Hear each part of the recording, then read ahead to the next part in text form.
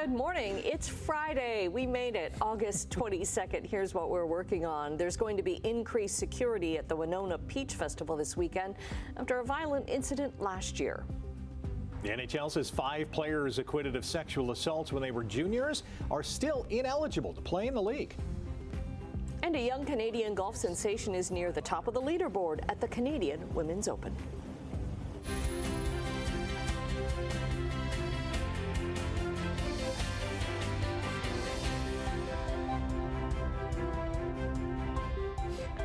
It is shaping up to be a lovely Friday day. We've made it, and we're not matching today. Yay! How very disappointing. What happened? We were all thinking in unison for a couple of days. For a couple of days. Well, you know, here we go. We all fall off the rails. That's what happens. We're all being ourselves. That's right. We're thinking independently today.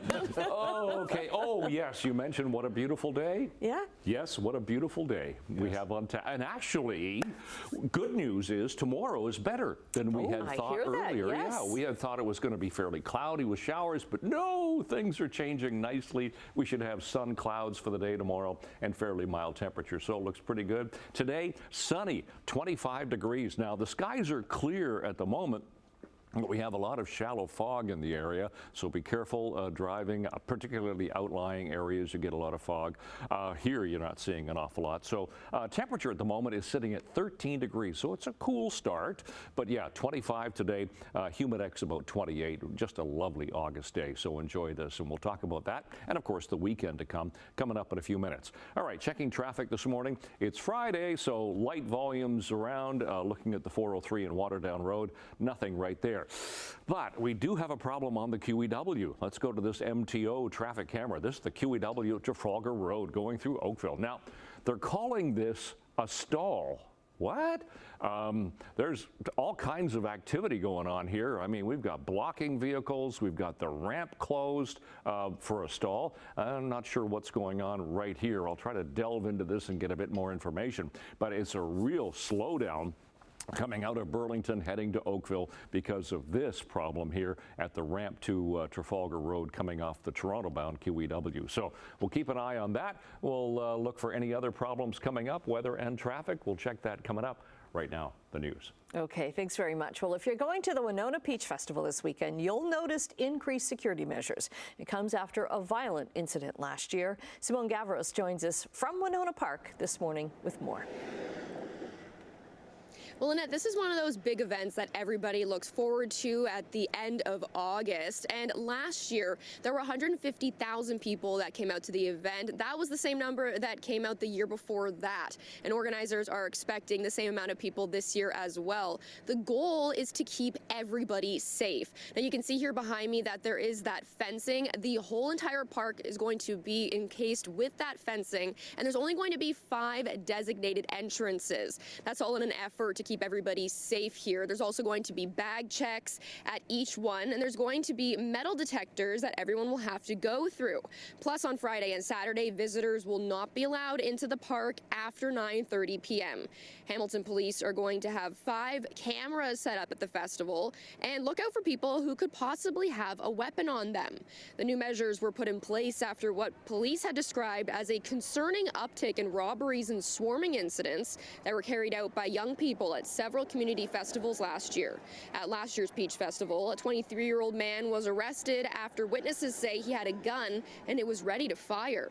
And police say that a tragedy was narrowly avoided. Now, the event here is going to be running all weekend long. It starts tonight at 5 p.m. There's going to be free shuttle buses that are going to be running from East Gate, and people are encouraged to bring a non-perishable item that goes towards local food banks. For now, Rick, back over to you. Thanks, Simone. A Burlington family wants answers in their son's death after a lengthy hospital wait.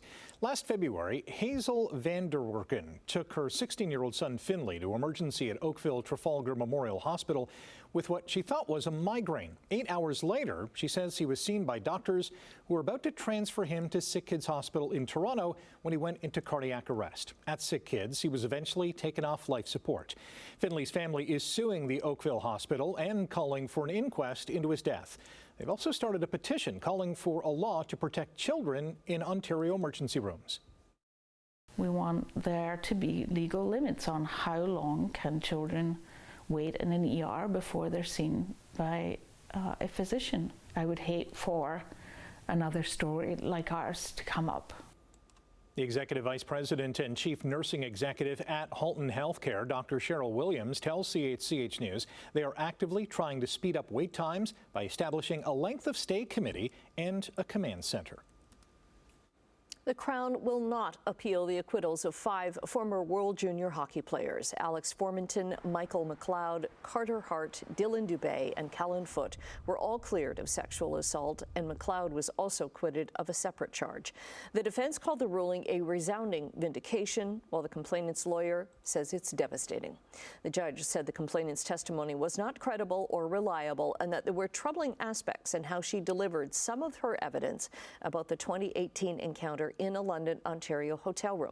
Now, the NHL says these players are still ineligible to play in the league while it reviews the court's findings. And Hockey Canada has said the players are still suspended from all programming sanctioned by that organization. A Niagara Falls man faces child pornography charges. 66-year-old Erwin Husebrink has a bail hearing today in St. Catharines. He's been charged with possession of child pornography after an investigation that started earlier this week. Police in St. Catharines are looking for a woman after another woman was set on fire. 37-year-old Rebecca Dagno faces a number of charges, including attempted murder. Last Saturday night, police say 3 people broke into a woman's apartment and lit her on fire while she was sleeping. She's in critical condition with burns to her upper body. Niagara police have already arrested a 25-year-old woman and 30-year-old man, both from St. Catharines, in the case.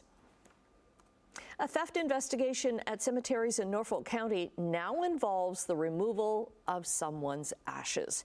At Waterford Greenwood Cemetery, a cremation urn was stolen. A 39-year-old man from Oxford County has been charged with causing an indignity to a human body and trafficking in stolen goods. At that cemetery and 4 others in Norfolk County, brass and bronze fixtures from headstones have been stolen for scrap metal. Norfolk OPP arrested the 39-year-old while they were watching cemeteries for suspicious activity.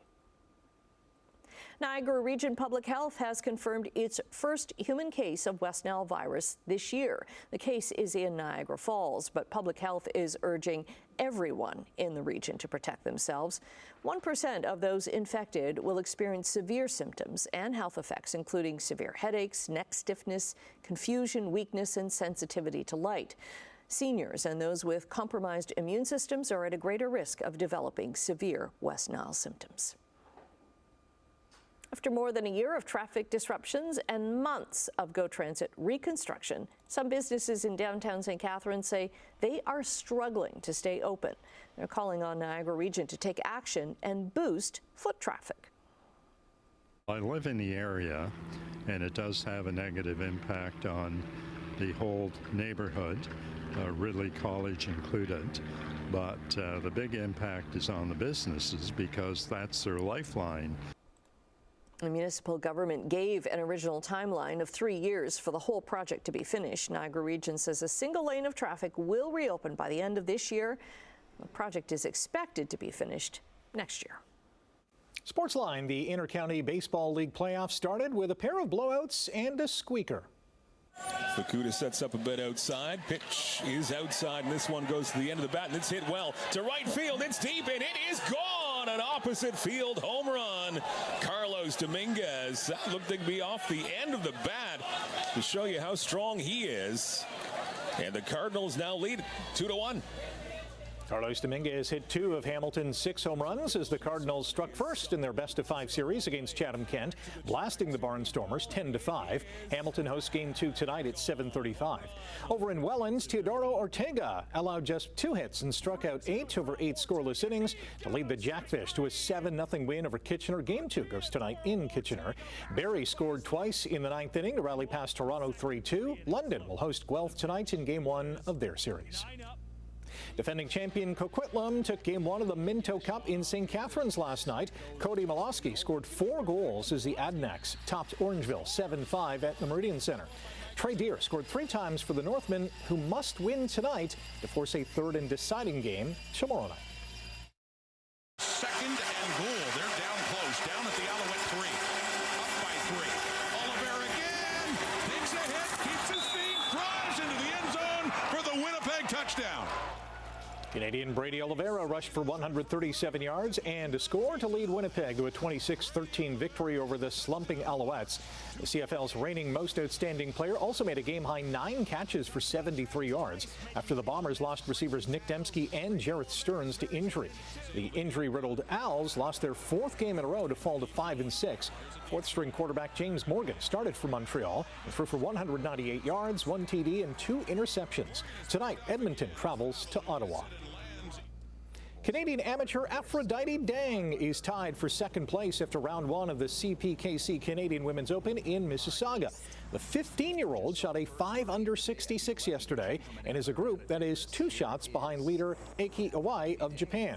2018 champion Brooke Henderson shot an even par 71, while Hamilton's Elena Sharp is in last place after an 11 over 82. Russell Henley had a hot putter on day 1 of the Tour Championship at East Lake in Atlanta.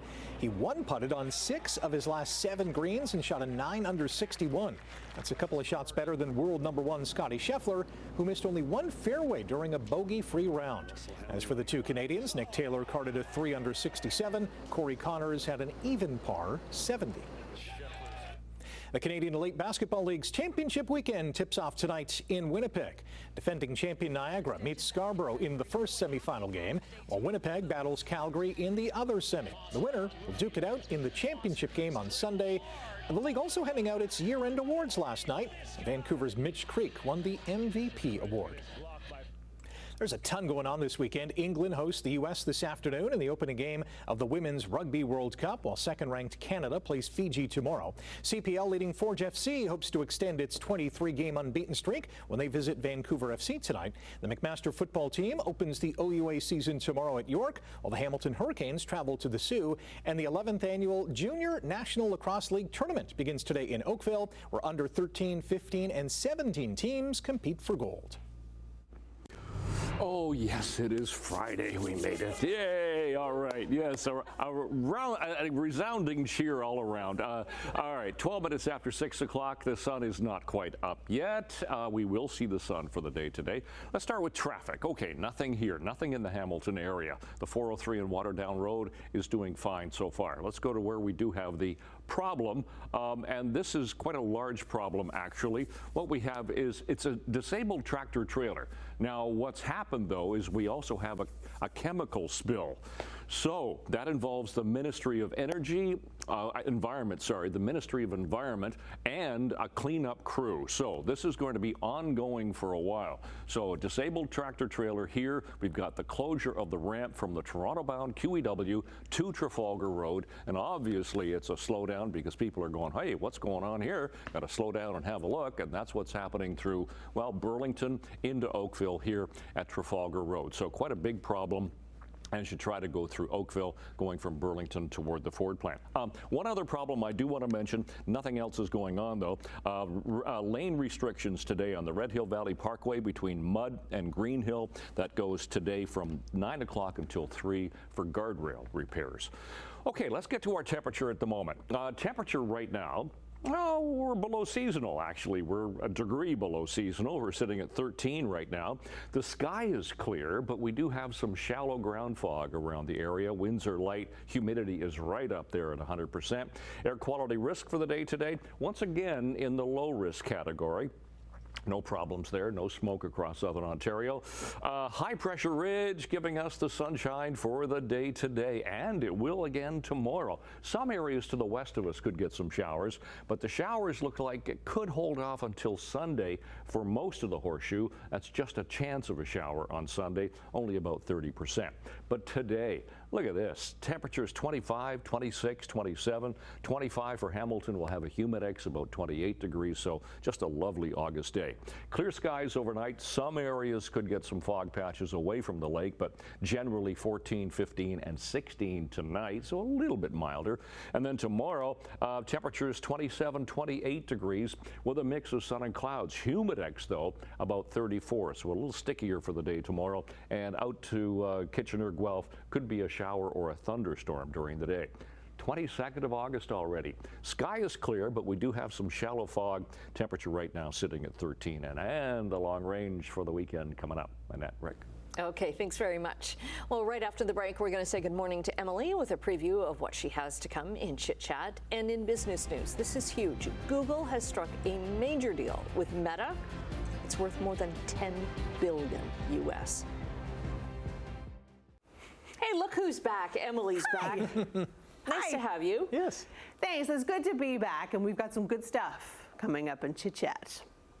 Stuff from the Beatles, in fact. New content from the Beatles. All coming this fall, not only on screen, but in music and in print. We will discuss. Former U.S. Vice President Kamala Harris is going to be in the region. Toronto.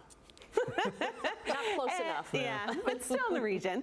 And later on this morning, a documentary about George Orwell and his book, 1984, is coming to TIFF. Okay, we look forward to that. Thanks very much. In business news this morning, the Canadian dollar is down another 9 basis points, under 72 cents US. Gold has dropped nearly $10 an ounce, and crude is 9 cents lower at $63.43 a barrel. Checking midday trading in Europe, markets are down in London, but up a bit in Frankfurt and Paris. Over in Asia, markets were up in Tokyo, Hong Kong, and Shanghai. And on North American markets, the TSX closed 176 points higher yesterday. The Dow lost 152. The Nasdaq dropped 72 points. Meta has signed a deal with Google worth over $10 billion US. Reuters this morning reports that under the agreement, Meta will use Google Cloud's servers, storage, and networking services. Meta CEO Mark Zuckerberg had announced in July that his company would spend billions to build several data centers. This is all for artificial intelligence. It takes a lot of data. Google and Meta have not yet commented on this deal. Negotiations that had been set for today between Canada Post and the Canadian Union of Postal Workers have been put on hold once again. The union says it's been informed by Canada Post that the Crown Corporation needs more time to review offers from the union. The pause comes after the two parties returned to the bargaining table on Wednesday. Union officials say the meeting that was skipped will now take place on Monday. Air Canada is expanding its reimbursement policy for passengers impacted by the flight attendant strike. The airline says it will now cover reasonable expenses for hotel stays and meals, but it may take a while to get that money, 4 to 6 weeks, because of an anticipated high volume of requests. The strike ended after the two sides reached a tentative deal that will be voted on by the flight attendants starting next week. Ontario's economy is showing signs of strain, shedding 38,000 jobs in the second quarter. A new report from the province's financial accountability officer links the losses to U.S. tariffs and broader economic pressures. Manufacturing was hit hardest, down nearly 30,000 jobs. The unemployment rate has now climbed for 9 straight quarters, reaching 7.8%, the highest since 2012 outside the pandemic. Canadian whiskey is being recalled because there may be glass in the bottles. Bottles of Crown Royal's Reserve labeled aged 12 years are being pulled from shelves. The Canadian Food Inspection Agency says the affected bottles were sold in Ontario, Alberta, BC, Newfoundland, and Labrador. All right, we're going to take a quick time out. Brian is going to be back with your traffic and your 7-day weather forecast. Good morning. Coming up on 624, welcome to this 22nd morning of August, Friday. But we have problems on the QEW. Well, it's not really on the QEW, actually, but it certainly is compounding back onto the QEW. It's a closure of the QEW ramp, Toronto-bound lanes, to Trafalgar Road. Now, what's happening? We have a disabled tractor trailer here. We have a fluid spill, they're calling it. So the Ministry of the Environment is on the scene and a cleanup crew. And you can see they've spread something, probably an absorbent, onto the ramp here. So that is a complete closure of the ramp. And it sounds like it's going to be closed for quite a long time. So obviously a visual distraction, people going by it, stopping to have, well, not stopping, but slowing down quite a bit to have a look at this particular problem. And it's causing a backlog all the way back into Burlington. If we go back to third line, you can see what's happening, and that backup looks way into the distance as you go back into Burlington. So that's the problem that we have so far this morning, and that is the only problem that we have at the moment. Let's get to our temperatures right now. Hamilton on the cool side this morning. We're sitting at 13 degrees. That's a degree below seasonal for this time of year. 17 Grimsby and Mississauga, 18 for Toronto. I mentioned seasonal there. Seasonal's 14, usually for an overnight low this time of year. And 24 now for a daytime high. That's just dipped a bit. Those are our sun times for today and our record temperatures. And yes, we are going to see sunshine today, and it'll be blue sky today because here's the smoke forecast. There's nothing across southern Ontario. It looks good, and it's going to stay that way throughout the day today. So no problems as far as smoke is concerned. So there's the high today in Hamilton, 25 degrees, humidex of 28, lovely sunshine. Tonight, skies stay clear, temperature back to 14. Tomorrow, 27, humidex 34. A little warmer tomorrow, a little stickier, and it should be a mix of sun and clouds. So a pretty nice Saturday. Sunday, there's a slim chance of a shower, only 30%. Temperature comes down to 24, and then it gets cooler. 21 Monday, only 18 on Tuesday, 21 and 22. And yes, we do have chance of a showers beginning of next week. That's your forecast. And that, Rick. Thank you, Brian. Niagara Falls will be lit up with history the next couple of months as the Niagara Falls Illumination Board celebrates 100 years. So since 1925, the board's mandate has been to light up Niagara Falls, often to support charities or special events with special colors. Well, on September 12th, 13th and 14th, a special light and laser show will be displayed 3 times a night to celebrate the anniversary. And then on the 3rd weekend in October, there's going to be free guided tours of the Illumination Tower. That's what it looks like now, to see how the water is lit and how it's been illuminated over the decades. Hard to believe they've been doing that since 1925, and they actually started, it was a group of gentlemen decided many, many years before that. It was for a visit from the then Prince of Wales, who was coming to see, and they wanted to light up the falls. Wow, they've been doing it ever since. Yeah, looking forward to seeing that. Very cool. Stay with us, more to come after the break here on Morning Live.